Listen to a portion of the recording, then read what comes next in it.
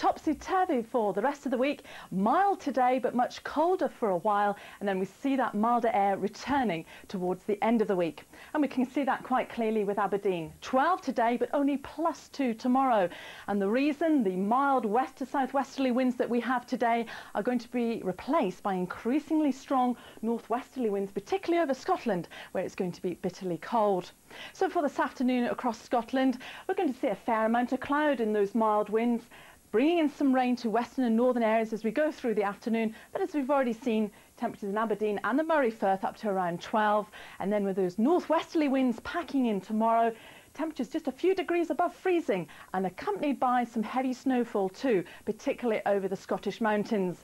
And that's likely to be drifting in those strong northwesterly winds.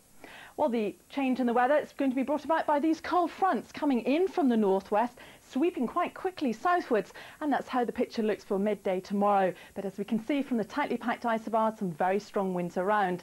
And that's also true of today. We'll see gusts up to around 50 to 60 miles an hour, particularly in the lee of ground to the east over northern Scotland. Now we've seen some rain across Scotland during this morning and also over parts of northeast England, but we can just start to see the first signs of that cold front over northern Scotland, and that packing the rain in across much of Scotland during this afternoon, and perhaps the odd spot of drizzly rain in northern England and Northern Ireland. But elsewhere across England and Wales, dry and fairly bright, and as we've already seen, a mild day right across the country.